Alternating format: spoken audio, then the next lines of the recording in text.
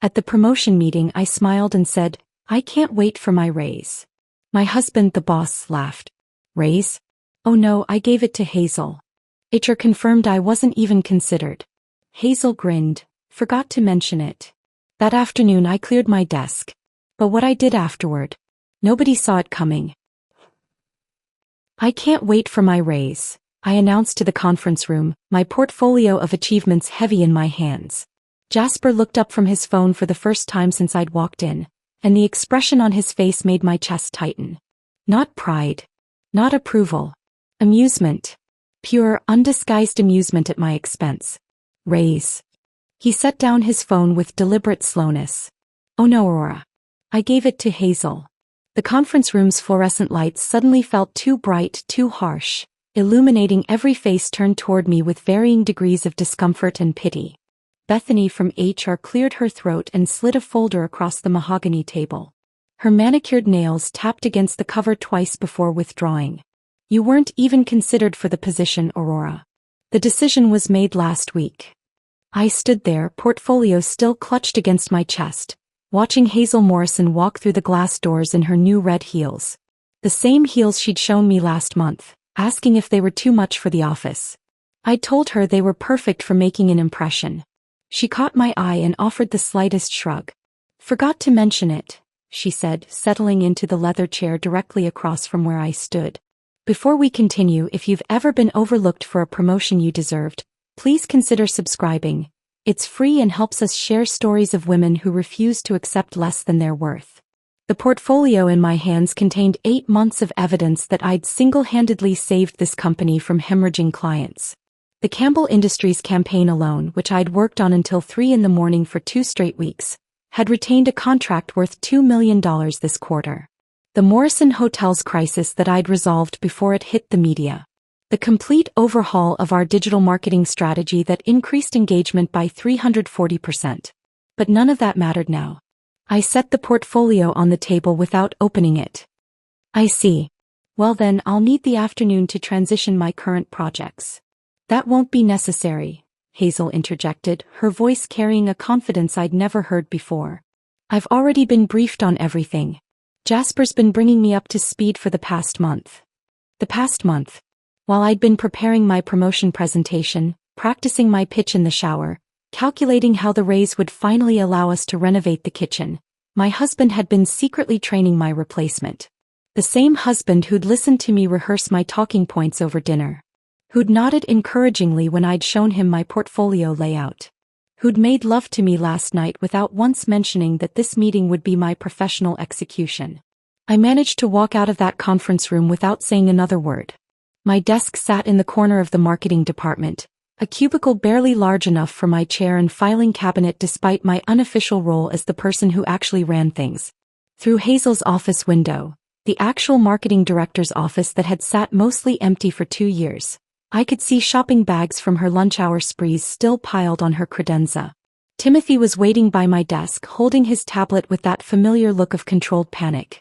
"Aurora, the Campbell Industries presentation needs final approval before." "Give it to Hazel," I said, pulling my personal items from the drawers. The orchid I'd nursed through 2 winters. The coffee mug Emma had given me that read, "World's Best Multitasker." The framed photo from our company retreat where I'd been named Employee of the Quarter for the 3rd consecutive time. But Hazel doesn't know the Campbell account. She's never even met their team. I paused, looking at Timothy's earnest face. He was 24, fresh from graduate school, brilliant but still naive enough to believe hard work guaranteed recognition. Then I guess she'd better learn quickly. The drive home took 17 minutes. I counted every red light, every turn signal, every mile that put distance between me and that building where I'd given everything and received nothing in return. Our house sat on a tree-lined street in Portland's Laurelhurst neighborhood, the kind of place successful couples bought when they were building their futures together. The kitchen still needed renovating. Now it would stay exactly as it was. I set the box of my belongings on the dining table and noticed the Campbell Industries contract sitting on Jasper's home office desk. The margins were filled with handwritten notes. Not Jasper's angular scrawl that I knew from 12 years of marriage. These loops and curves belonged to Hazel. Dates going back 6 weeks. Strategy notes about approaches I'd developed. Client relationship details I'd painstakingly built. My phone buzzed with a text from Emma at college. "How did the big meeting go, Mom? Did you get it?"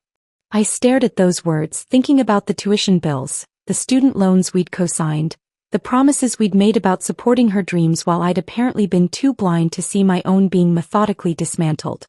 The house felt different already. Not like a home where two successful people built their life together, but like a stage where I'd been performing the role of supportive wife while missing all the signs that the show was ending. The Campbell Industries presentation I'd perfected at 5:30 that morning still sat in my laptop, ready for a meeting that would never happen.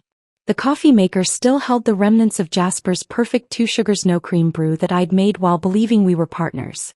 3 months I'd had that Thursday afternoon circled in red on my calendar. 3 months of believing that excellence would be rewarded, that dedication meant something, that the person sleeping beside me every night actually saw my value beyond my ability to fix problems and save accounts while someone else got the credit. I opened my laptop and began making a list. Not of achievements or presentations or campaigns that had saved the company millions. This list was different. This one started with every password, every client contact, every system I'd built that they didn't even know existed. Because while Jasper thought he'd simply denied me a raise, what he'd actually done was light a fuse. They just didn't know it was burning yet. The list sat on my laptop screen, cursor blinking at the end of the last password I'd documented. My hands moved to close the computer, but something made me pause. The house felt too quiet, the kind of silence that presses against your ears and makes you hear your own heartbeat. Jasper would be home in 2 hours, and I needed to decide what kind of evening this would be. The dutiful wife preparing dinner, or the woman who just had her career detonated by the person who was supposed to have her back. My phone vibrated against the dining table. Timothy again. Morrison Hotels is in full panic mode. Hazel told them you quit without notice. They're threatening to pull the contract. I stared at the message, feeling something shift in my chest. Not anger exactly, but a cold clarity that made everything sharper. Hazel had already started her narrative. Aurora the deserter. Aurora the unprofessional. Aurora who couldn't handle not getting her way. I typed back, not my problem anymore, but deleted it without sending. Timothy didn't deserve coldness meant for others. The front door opened at 6:47, Jasper's usual time when he wasn't working late with associates or in meetings I now wondered about. His keys hit the bowl by the entrance with their familiar clink. His footsteps moved through the foyer, paused at the dining room where my box of office belongings still sat, then continued to the kitchen where I stood chopping vegetables for a salad neither of us would eat. "Hey," he said, loosening his tie. "What's for dinner?" The casual normalcy of it made my hand tighten on the knife. He moved behind me to get a beer from the refrigerator, his cologne filling the space between us. The same cologne I'd bought him for Christmas, selected because it reminded me of confidence and success. Now it smelled like betrayal, pretending everything was fine. "Jasper." I set the knife down carefully, turning to face him.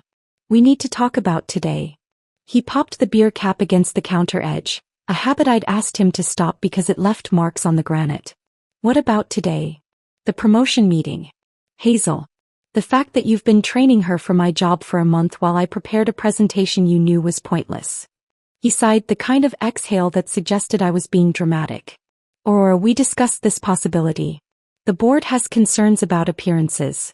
A husband promoting his wife doesn't look good, especially with the Fletcher acquisition coming up." The Fletcher acquisition I structured. The one where I spent 3 weeks courting their CMO to make sure the transition would be smooth. Which is exactly why we need someone like Hazel in that role. Someone without personal connections that could be seen as conflicts of interest.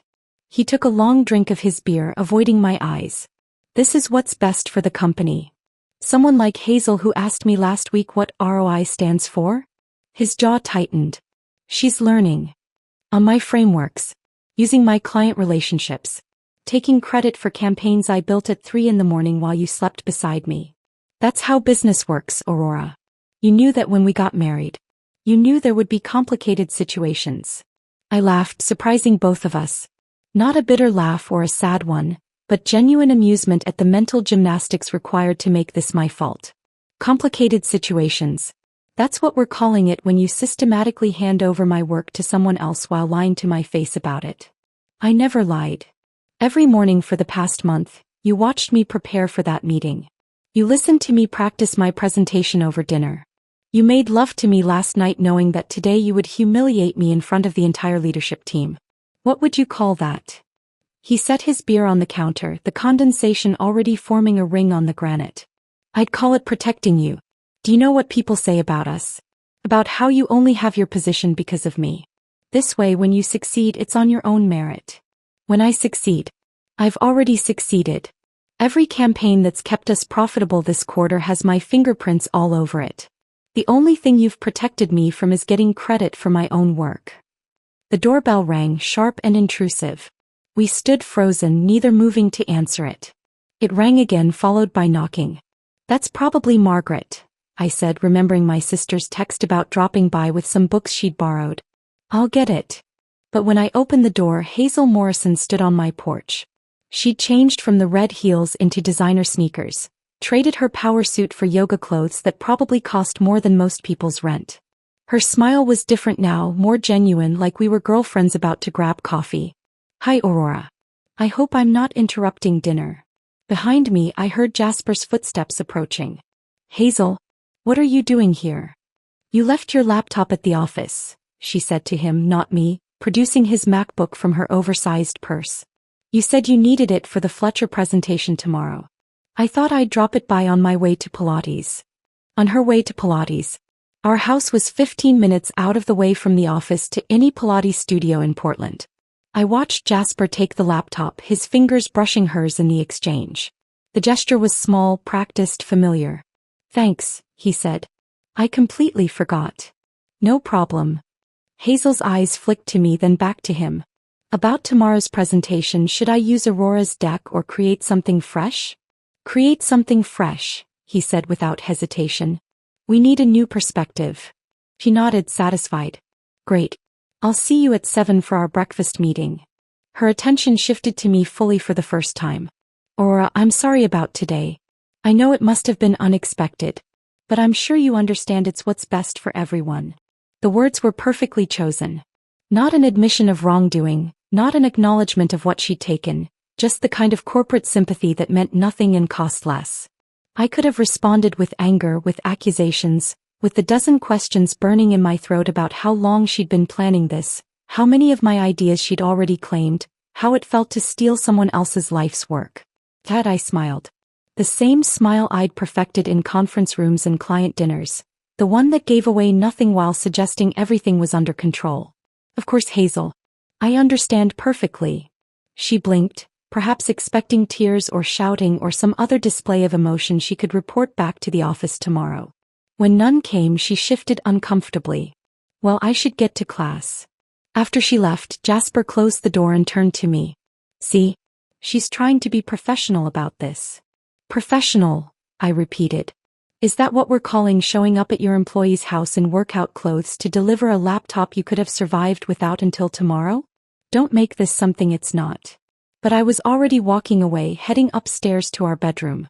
In the closet, I pulled out my suitcase, the one we'd bought for our honeymoon 12 years ago. It still had the luggage tag from Maui, faded but readable. Paradise Found, it said.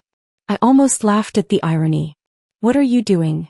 Jasper stood in the doorway, his beer forgotten downstairs. Getting some space to think. Aurora, don't be dramatic. It's just a job. I paused, holding the sweater Emma had given me last Christmas. You're right. It's just a job. And this is just a marriage where my husband orchestrates my professional humiliation while his new protégé drops by our house in yoga pants. Nothing dramatic about that at all. The suitcase sat half-packed on our bed, Jasper watching from the doorway as I folded another blouse. Neither of us had slept. He'd stayed downstairs most of the night while I lay awake calculating 12 years of marriage against 8 months of lies. By Friday morning, the arithmetic still didn't balance. My phone buzzed at 6 a.m. with an automated message from IT. Your remote access has been terminated. Please contact your administrator for questions.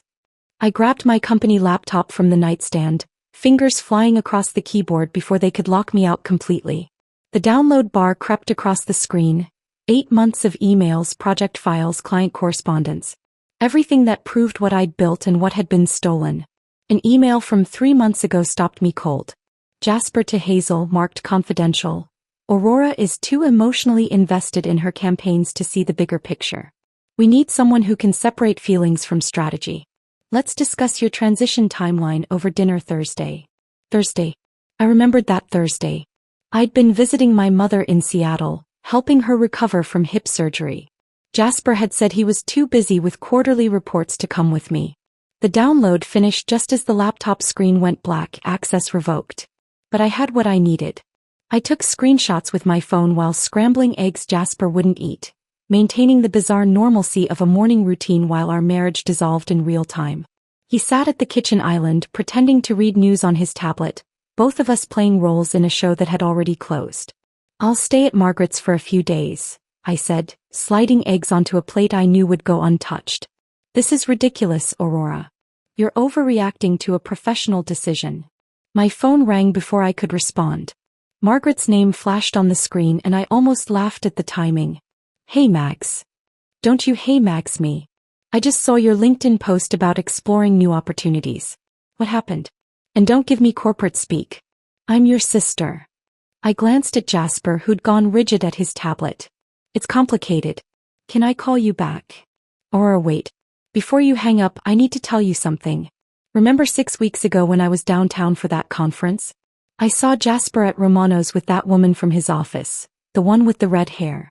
Hazel. The kitchen suddenly felt too small. Romano's. They were at the back corner table, the one you always say is too romantic for business dinners. She was laughing at something he said, touching his hand. I figured you knew about the meeting, but something felt off about it. 6 weeks ago. I'd been working late on the Morrison Hotel's crisis, eating takeout at my desk while Jasper was supposedly at a board dinner. Thanks for telling me, Margaret. I'll call you later. After I hung up, Jasper's tablet lay flat on the counter, his knuckles white as he gripped the edge. It wasn't what you're thinking. I'm not thinking anything. I'm just connecting dots that should have been obvious months ago. I spent the rest of Friday turning our dining room into an investigation center. The table I'd bought for hosting dinner parties became a landscape of evidence. 3 distinct piles emerged as the sun set over Portland, each more damning than the last. The first pile contained Hazel's expense reports for the past 6 months. Client dinners at restaurants our clients never visited. Conference registrations for events she never attended. Travel receipts that didn't match any scheduled meetings. Nearly $40,000 in questionable expenses, all approved by Jasper without question. The second pile was my proof of ownership. Every Campbell Industries document with my metadata embedded showing creation dates, revision histories, my digital signature on every strategic decision. The presentation Hazel claimed to have developed last month? I'd created the template in January, refined it through 17 versions, each one time-stamped and tracked. But the third pile made my hands shake. Security badge records I'd saved months ago for an efficiency audit, never submitted because I'd found something else entirely. Jasper and Hazel's badges swiping into the executive floor at 11 p.m. on 7 different Saturdays. Always when I was in Seattle with my mother.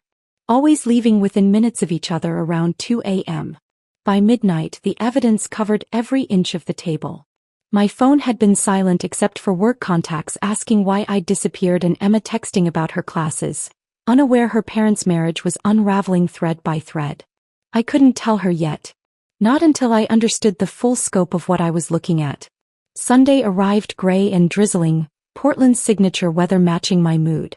I was deep in spreadsheets when my phone rang with a number I recognized but rarely saw.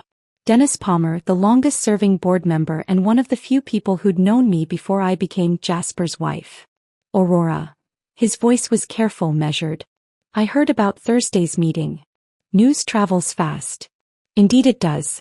Listen, I'm calling from my personal phone for a reason. There are changes coming at the company and you should protect your interests.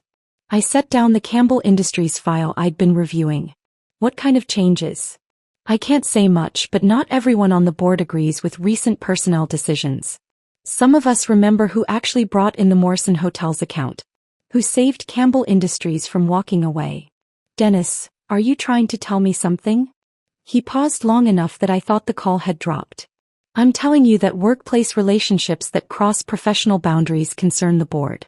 Especially when they affect company performance and shareholder value. Document everything, Aurora. Everything. I already am. Good. And Aurora? You might want to review the company's ethics policy, particularly the section about disclosure of intimate relationships between executives and direct reports. The line went dead. I stared at my phone, then at the security badge records showing those late-night office visits. Dennis had just confirmed what the evidence suggested, but my mind had been refusing to process. This wasn't just about professional betrayal or even marital deception. Jasper and Hazel's relationship had crossed lines that could destroy them both. I picked up the Campbell Industries contract, noting Hazel's handwritten margins again. Her notes weren't strategic insights. They were personal reminders. Jay says emphasize innovation. Check with Jay before finalizing. Jay likes this approach. Jay. Not Jasper. Not Mr. Wallace. Just Jay, with a familiarity that predated her promotion by months. The truth wasn't unraveling anymore. It had already unraveled completely, leaving me holding threads of a life I thought I'd understood. But understanding and accepting were different things entirely. And what I'd do with this knowledge? That was another question altogether. The question of what to do with this knowledge kept me awake Sunday night, staring at the ceiling while rain drummed against the windows. By Monday morning I had my answer. If they wanted to play corporate games, I'd show them what happened when they underestimated their opponent.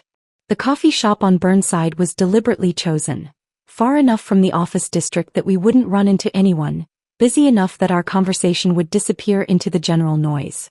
Rebecca Chin arrived first, looking polished despite having been unemployed for 4 months since her sudden departure as CFO. She'd lost weight, her suit hanging looser than it should, but her handshake remained firm. "Thank you for meeting me," I said, settling into the corner booth I'd claimed earlier. "When you called, I wondered how long it would take before someone else saw what was happening there." Rebecca wrapped her hands around her coffee cup. "Let me guess. Jasper finally showed his true colors?" "What do you mean?" She laughed, but there was no humor in it. The monthly finance meetings that somehow always ran late when his wife was traveling. The suggestions that we discuss budget projections over drinks. The way he'd stand too close when reviewing reports, his hand on my lower back. She met my eyes directly. "I documented everything, Aurora.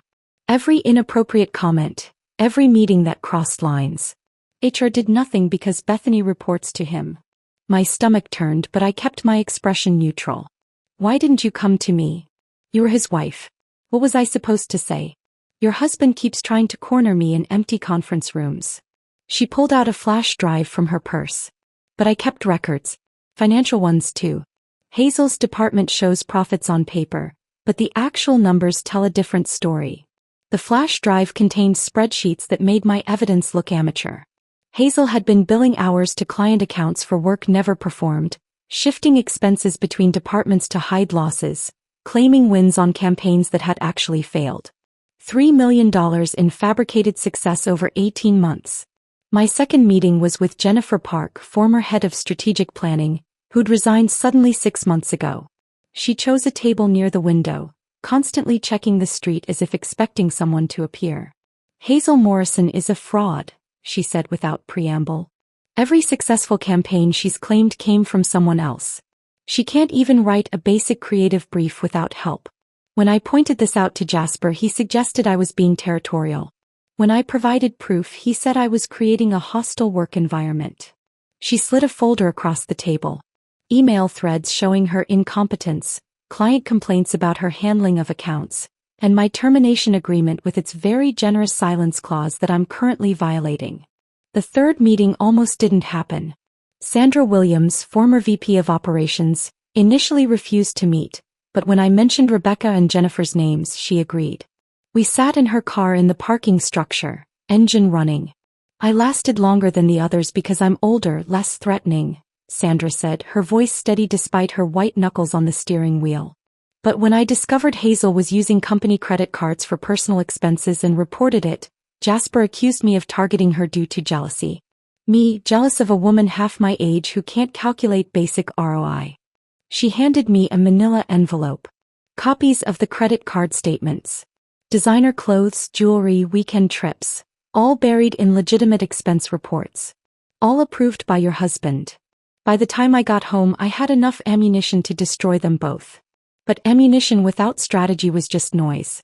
I spent the rest of Monday crafting the perfect email to the board, 17 drafts until each word accomplished exactly what I needed. Not accusations but concerns. Not attacks but questions. Professional worry about patterns that might affect shareholder value. The email highlighted correlations without stating causation. Hazel's promotion timeline matched suspicious spending increases. Client retention had dropped 20% since she'd taken on larger responsibilities, but the losses were hidden by redistributing accounts. Employee turnover in the marketing department had tripled, with exit interviews citing leadership concerns that were never addressed. I attached Rebecca's financial analysis, scrubbed of anything that could identify her as the source. The numbers would speak for themselves to anyone who understood basic accounting. Which thankfully the board did even if Jasper assumed they didn't. Tuesday brought an unexpected interruption. Emma stood at my door with her backpack and a concerned expression, having driven up from Eugene without warning. "Mom, your texts have been weird. What's going on?" I looked at my daughter, 21 years old, with her father's eyes but my determination, and made a decision. "Come in. I'll show you." She surveyed the dining room table covered in evidence, the laptop with multiple spreadsheets open, the legal pads filled with timeline notes. "Is Dad having an affair?" "Among other things." "With Hazel?" She didn't sound surprised. "She's always hanging around at family events, laughing too loud at his jokes. Last Thanksgiving she called him Jazzy." I wanted to throw cranberry sauce at her. "Why didn't you say anything?" "Because you seemed happy." "Because I thought maybe I was imagining things." He picked up one of the security badge reports. "But this isn't imagination, is it?" Emma spent the next 3 hours setting up an encrypted email system, a VPN, and secure cloud storage for my documents. "Computer science major, remember?" she said, typing commands I didn't understand. "If you're going to war, at least protect your communications." We worked together until past midnight, mother and daughter united in purpose. She admitted things I hadn't known. How Jasper would diminish my accomplishments at dinners, claiming my strategies were really his ideas simplified for implementation. How he told her boyfriend last Christmas that I was good at execution but needed help with vision. "You're the smartest person I know, Mom. He just couldn't stand that you were smarter than him." Wednesday afternoon found me at the grocery store, maintaining the pretense of normalcy by buying wine for book club. My phone rang as I loaded Pinot Grigio into my cart. "Marcus Whitman, CEO of Meridian Global, our biggest competitor." "Mrs. Wallace? I've been following your situation with interest. We're expanding our marketing division and could use someone with your expertise."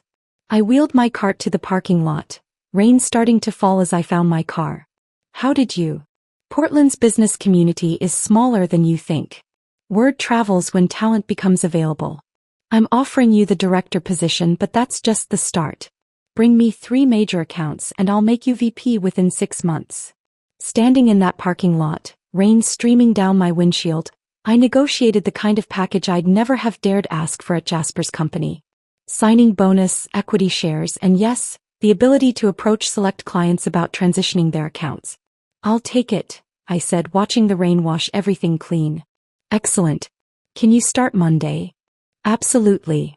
The fuse was lit. The email to the board would go out Thursday night. My resignation letter was already drafted. The evidence was backed up in 3 locations. All that remained was watching it burn. Thursday night at 11:47 p.m., I hit send on the email to the board members, then closed my laptop and went to bed. There was nothing more to do but wait. The fuse had been lit, and by Monday morning, the explosion would be impossible to ignore. I woke at 6 a.m. to 17 text messages. Timothy's came in rapid succession starting at 7:43. Emergency board meeting called. Jasper looks like he hasn't slept.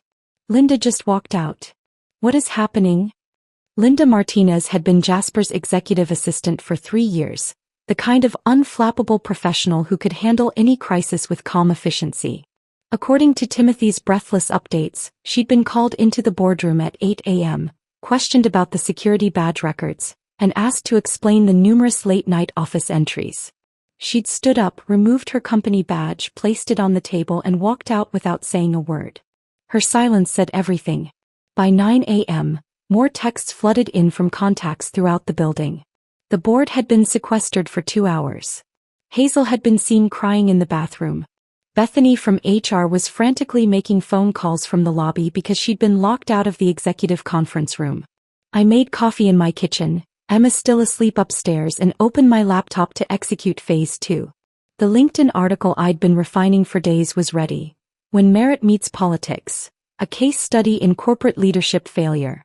No names, no company identifiers, just a carefully crafted analysis of what happens when personal relationships override professional judgment in executive decisions.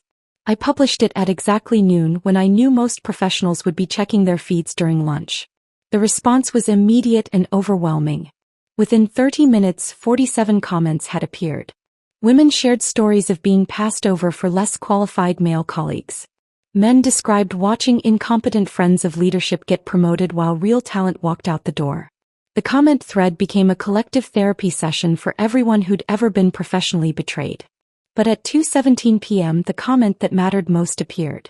Robert Campbell, CEO of Campbell Industries, our most valuable client, wrote simply, "Leadership transitions should never compromise project continuity or client relationships. Concerned about recent changes affecting our account management. Would appreciate direct communication from Aurora Wallace regarding our ongoing campaigns." My phone rang within minutes. Robert's direct line.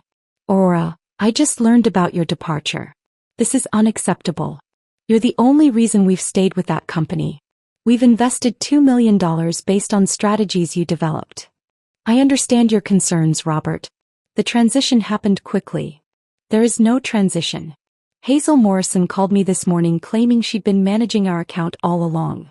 She couldn't answer basic questions about our target demographics. She didn't even know we'd shifted our focus to the Southwest market last quarter. I'm sure she'll get up to speed quickly," I said, maintaining professional neutrality while knowing Hazel couldn't get up to speed on a stationary bicycle. "We need you, Aurora.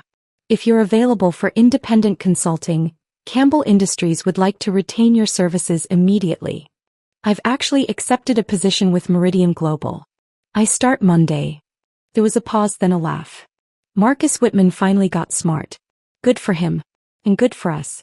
We'll be reaching out to Meridian about transitioning our account. The dominoes were falling faster than I'd anticipated.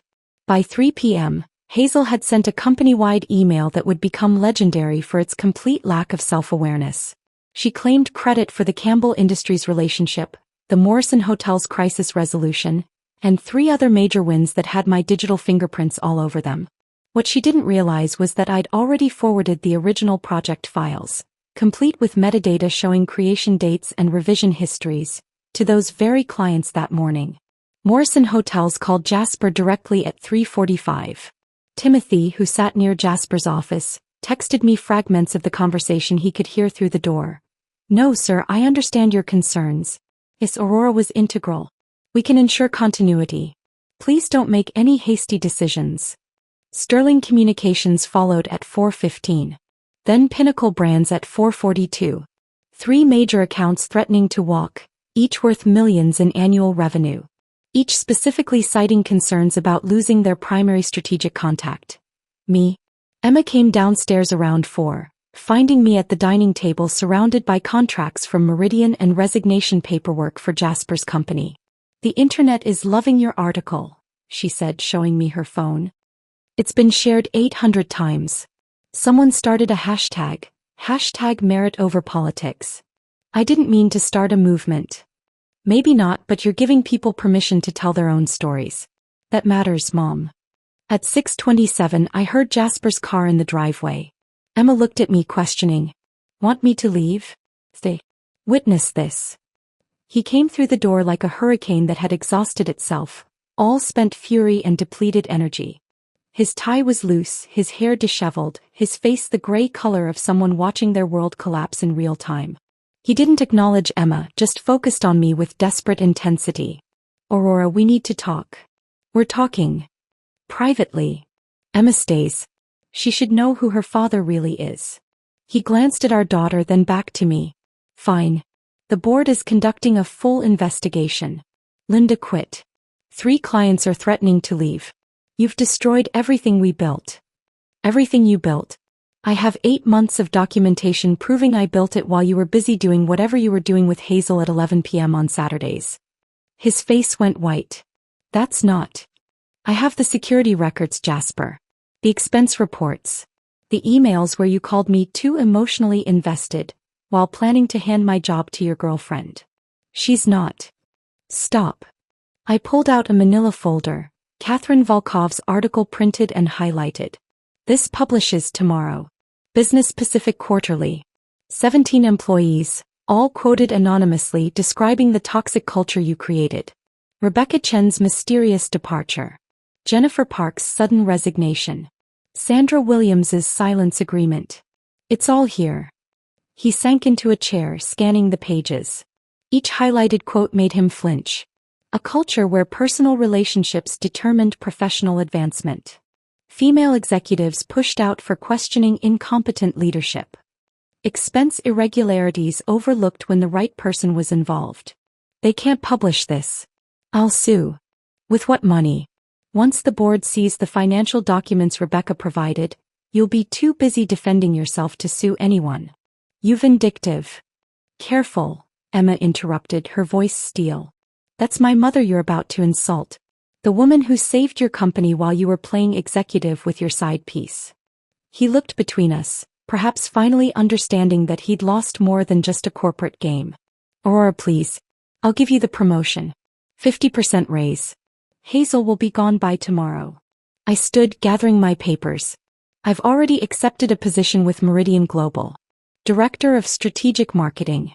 They're also interested in acquiring several of your clients who've expressed concern about their current account management. You can't do that. Non-compete clause. The one my lawyer says is unenforceable since you violated the company's ethics policy? That non-compete clause. He had nothing left to say. The man who'd always had an answer, an excuse, a deflection, sat silent in the ruins of his own making. Emma and I left him there, walking upstairs to pack the rest of my things. Tomorrow Catherine's article would hit newsstands. Wednesday I'd start at Meridian. By Friday, Campbell Industries would officially transition their account.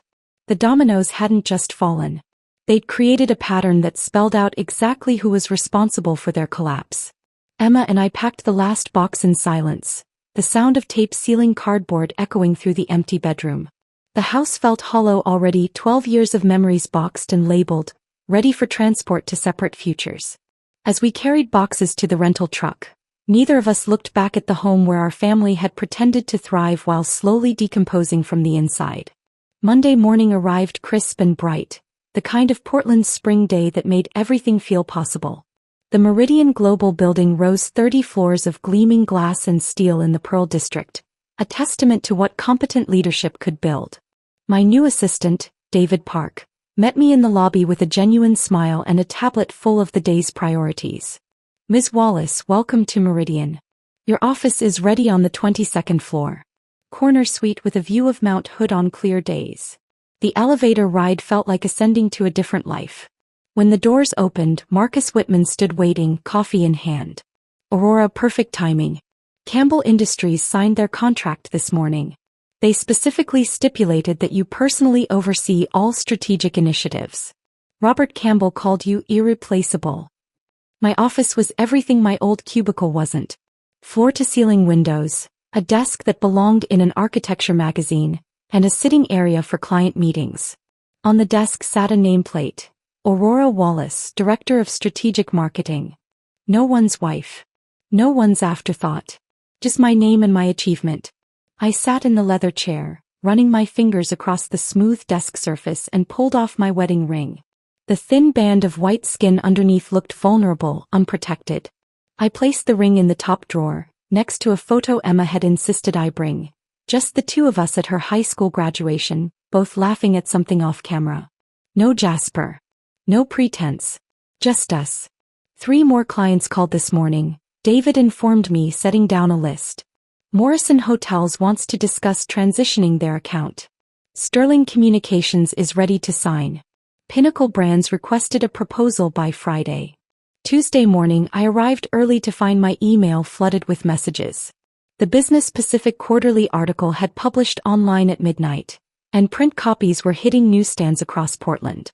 Catherine Volkov had crafted a masterpiece of investigative journalism that never mentioned names but painted a picture so clear that everyone in our industry knew exactly who and what she was describing. The article detailed a prominent Portland marketing executive whose incompetence was hidden by taking credit for others' work, supported by a company president who valued personal relationships over performance. 17 anonymous employees described a culture of fear, favoritism, and failure disguised as success. The financial analysis, carefully sourced from internal documents, showed a pattern of deception that bordered on fraud. My phone buzzed constantly. Former colleagues sending gratitude and support. Competitors offering positions. Clients confirming their decision to follow me to Meridian. But the message that stopped me cold came from Bethany in HR. Aurora, I'm deeply sorry for my role in what happened. I knew it was wrong but was too afraid of losing my job to speak up. You deserved better. If you have any advice for someone trying to leave a toxic situation, I would be grateful. I wrote back carefully. Document everything. Find a labor attorney. Don't sign anything without legal review. You know the truth, use it to protect yourself and others. Good luck. Wednesday evening, Emma drove up from Eugene to help me move into my new apartment. It was smaller than the house, a 2-bedroom in the Alberta Arts District, but every square foot was mine. We hung my awards on the living room wall. Employee of the Quarter plaques that Jasper had relegated to the garage, certificates of achievement he'd said made the house look cluttered. This place already feels more like home, Emma said, unpacking kitchen boxes. No pretending. No walking on eggshells. Just you being you. We sat on the floor eating Chinese takeout from paper containers, surrounded by boxes and bubble wrap, when Emma set down her chopsticks with unusual deliberation. Mom, I need to tell you something. I'm changing my name. What do you mean? I'm taking your maiden name. Wallace. I've already started the paperwork. She met my eyes directly. I don't want to carry the name of a man who could betray you like that. I want the name of the woman who stood up and fought back. The woman who built something from ashes. My throat tightened. Emma, he's still your father. Biologically, yes. But you're my role model. You're the parent who taught me that integrity matters more than convenience, that truth matters more than comfort. I want to be Emma Wallace. Thursday's lunch with Catherine Volkov was supposed to be celebratory. Her article had already been picked up by 3 national publications, and she was writing a follow-up about women rebuilding after professional betrayal. We sat at a riverside restaurant watching boats navigate the Willamette when the courier appeared. Aurora Wallace? He handed me an envelope that I recognized immediately. Legal documents. Divorce papers. Catherine started to excuse herself, but I waved her to stay. You might as well witness this. It's part of the story. The papers were straightforward. Jasper wanted a quick, quiet dissolution. He'd keep the house, I'd keep my retirement accounts. The prenup I'd insisted on 12 years ago, despite his protests that it showed a lack of trust, protected my inheritance and future earnings. His company stock, which had dropped 15% since Tuesday's article, would be divided according to our original agreement. Most of his net worth had evaporated with the company's plummeting valuation. I signed every page without hesitation, using the same confident signature I'd used that morning on 3 new client contracts worth $8 million in annual revenue. Any regrets? Catherine asked gently. I looked at my bare ring finger, at the divorce papers that would end 12 years of marriage, at my new business card that represented a fresh beginning. Regret suggests I'd do something differently. Every choice led me here, to a corner office, loyal clients, and a daughter who's proud to share my name. The only thing I regret is not seeing the truth sooner. That evening, I stood at my new apartment window, watching the sun set over Portland's skyline. My phone showed 17 new client inquiries, a meeting request from the mayor's office about leading a women's professional development initiative, and a text from Emma. Proud of you, Mom. The Wallace women don't just survive. We thrive. The city lights began to twinkle as darkness fell, and I realized I wasn't watching the end of something. I was watching the beginning. The phoenix had risen and she was just getting started. The night stretched ahead of me, Portland's lights creating constellations against the darkness. I closed my laptop, gathered my things, and headed home to my apartment where no one would judge my success or diminish my achievements. Tomorrow would bring new challenges, new clients, new victories. But tonight I would simply be Aurora Wallace, a woman who had rebuilt herself from betrayal into something stronger. 6 months passed in a blur of successes that felt earned rather than stolen. The Pacific Northwest Marketing Summit invitation arrived on a Tuesday morning in October, requesting me as their keynote speaker for the annual conference. 3,000 industry professionals would gather to hear about innovation, leadership, and building ethical corporate cultures. They wanted me to address the topic of transparent meritocracies in modern business. Standing backstage at the convention center, I adjusted my microphone and watched the previous speaker wrap up. Through a gap in the curtains, I could see the audience filling the auditorium. And there, 7 rows back on the left side, sat Jasper. His hair had gone gray at the temples, his suit hung loose on a frame that had lost weight, and his posture carried the defeat of someone who'd lost everything they'd built on lies. "Ladies and gentlemen," the announcer's voice boomed, "please welcome Aurora Wallace, Chief Marketing Officer of Meridian Global." The applause carried me onto the stage, where 3,000 faces turned toward me with expectation. The lights were bright enough that I couldn't see individual expressions, but I knew Jasper was watching. I could feel his presence like a stone in my shoe, noticeable but no longer painful. 2 years ago, I began, my voice steady and clear, I believed that hard work guaranteed recognition, that excellence would always triumph over politics, that the people closest to us would champion our success rather than steal it. I paused, letting the words settle.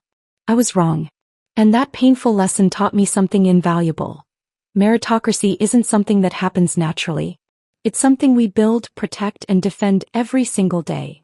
For 45 minutes, I laid out the blueprint for creating corporate cultures where talent thrived and politics died. I shared case studies from Meridian's success, the 3 companies that had followed me and flourished, the employees who'd finally received recognition for their contributions. I never mentioned Jasper or his company by name, but everyone in that room knew the story behind the success. The standing ovation lasted 4 minutes. As I left the stage, my phone buzzed with a text from an unknown number. I recognized Jasper's new phone immediately. "Aurora, please. 5 minutes. I need to explain." I deleted it without responding. 3 days later, Marcus Whitman called me into his office. "Aurora, I have an unusual situation. We've been approached about acquiring Cascade Marketing." He paused, watching my face. Jasper's company. The irony was perfect. The company that had denied me a raise, that had given my position to someone unqualified, was now bleeding money and desperate for a buyer. Marcus slid a folder across his desk. "The board wants you to lead the acquisition team. You know their assets better than anyone." The conference room hadn't changed. Same mahogany table, same leather chairs, same floor-to-ceiling windows overlooking downtown Portland.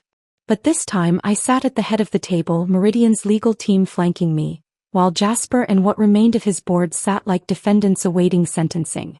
"The terms are non-negotiable," I began, opening the acquisition folder. "Meridian will absorb your remaining profitable accounts. We'll honor existing client contracts but under new management. As for personnel," I pulled out 2 termination agreements. "These positions are redundant." Hazel Morrison's name topped the first document. According to my sources, she'd been freelancing for small businesses, barely making rent on a studio apartment in Gresham. Her LinkedIn profile showed a string of short-term contracts, none lasting more than 3 months. Jasper's name was on the second. His CEO position would be eliminated immediately, with a modest severance that would barely cover 6 months of expenses. The prenup had protected my assets, but the company's collapse had destroyed his. The house was in foreclosure. His car had been repossessed. The man who'd once laughed at my raise request was now facing financial ruin. I signed both termination papers with the same pen I'd used to pack my desk that Thursday afternoon when everyone thought I was just another discarded employee. The ink flowed smooth and final. "Aurora," Jasper's voice cracked. "Can we discuss? The terms are final. Legal will handle the transition." I stood, gathering my documents. "This meeting is concluded." That evening, my mother Helen arrived from Seattle for my official installation ceremony as CMO. We had dinner at Le Pigeon, Portland's finest restaurant, where she raised her champagne glass with a knowing smile. "I never liked him," she said simply. "Even at your wedding something felt off. The way he always had to be the center of attention, always had to diminish your accomplishments to elevate his own. Why didn't you say anything? Would you have listened? Sometimes we need to learn our own lessons, darling. But I knew you'd figure it out. You've always been stronger than you realized. She reached across the table, squeezing my hand. I suspected the affair, you know. The way that Hazel woman looked at him during your birthday dinner last year. Like a predator marking territory. And you said nothing? I trusted you to handle it your way. And look what you've built from those ashes. You didn't just survive, Aurora. You conquered. The next morning I arrived at my office at 5:30 a.m., my old routine transformed but intact. The sunrise painted Mount Hood in shades of gold and pink, a view Jasper's office had never offered. On my desk lay expansion plans for the 3 companies that had followed me from Cascade Marketing to Meridian. Campbell Industries had tripled their marketing budget. Morrison Hotels had launched a nationwide campaign that was already winning awards. Sterling Communications had gone public with a valuation that made early investors wealthy. I'd built an empire from the ruins of betrayal. Not through destruction or petty vengeance, but through excellence that couldn't be denied or stolen. Every success was earned, documented, and credited properly. Every achievement belonged to those who'd actually achieved it. My phone buzzed with a LinkedIn notification. Jasper had updated his profile, seeking new opportunities in consulting. The same platform where he'd once announced my replacement now broadcast his professional collapse. I closed the notification and opened my presentation for the morning's board meeting. 3 new clients were ready to sign, 2 more companies wanted to discuss partnerships, and Emma would be joining the team as a junior strategist after graduation. The Wallace women were building something that would last longer than any marriage, any betrayal, any attempt to diminish our light. Success, I'd learned, wasn't about the titles others gave you or the raises they denied. It was about knowing your worth and refusing to let anyone convince you otherwise. The board meeting presentation went flawlessly, with 3 new clients signing contracts worth $12 million in combined annual revenue. As I walked back to my office, the morning sun illuminated the Meridian Global lobby's marble floors, and I caught my reflection in the polished elevator doors. The woman staring back wore confidence like a tailored suit, earned through trials that would have broken someone weaker. 1 year. That's all it had taken to transform Meridian's marketing division from a competent department into an industry powerhouse. The numbers spoke louder than any promotion speech I'd ever prepared. Revenue had tripled. Client retention sat at 97%. Employee satisfaction scores in my division topped the company charts. Marcus Whitman called me into his office on a Thursday afternoon, exactly 1 year after that devastating promotion meeting. Aurora, the board met yesterday. Unanimous decision. They want you as our newest director. Youngest woman ever appointed to this position in Meridian's 40-year history. I stood in his corner office looking out at the city below. From here I could see the building where I'd once begged for basic recognition, now dwarfed by Meridian's tower. I accept, I said simply, no elaborate speech needed. My work had already said everything. The following Monday, Emma walked into my office wearing her cap and gown, holding her diploma from the University of Oregon. Summa cum laude in marketing and communications, with a thesis on ethical leadership in modern corporations that her professors called groundbreaking. She'd driven straight from her graduation ceremony to accept her position as junior analyst on my team. Ready to get to work, Ms. Wallace? I asked, using her chosen name with pride. Ready to learn from the best, Ms. Wallace, she replied, setting her diploma on my desk. Where do we start? Morrison Hotels. They're launching a European expansion and I want fresh eyes on the campaign. Your perspective matters here, Emma. Not because you're my daughter, but because you've earned this position through your own merit.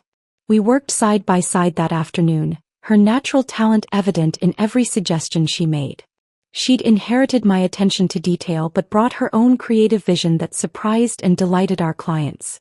When she presented her initial concepts to the Morrison Hotels team via video conference, they immediately approved her direction. No one mentioned she was my daughter. They saw only a brilliant young strategist who understood their brand. 3 weeks later, at the Western Marketing Alliance conference in Seattle, I was reviewing my keynote notes in the speaker's lounge when I heard a familiar voice at the registration desk. Jasper stood there, fumbling with his credit card trying to pay the late registration fee. His suit was off the rack, his shoes scuffed, his entire demeanor that of someone trying to maintain appearances on a shoestring budget. "I'm sorry, sir, but your card was declined," the registration attendant said quietly. "Try it again. There must be a mistake." I watched him pull out another card, then another. Each rejection made his shoulders drop further. His consulting firm, according to industry gossip, consisted of him and 2 junior contractors working out of a shared workspace in the suburbs. His biggest client was a chain of local mattress stores. I could have walked away, let him struggle with the embarrassment. Instead, I approached the desk. "Put Mr. Wallace's registration on Meridian's corporate account," I told the attendant. Jasper turned, his face cycling through surprise, shame, and something that might have been gratitude. "Aurora, It's Ms. Wallace," I corrected gently but firmly. "Enjoy the conference." I walked away before he could respond.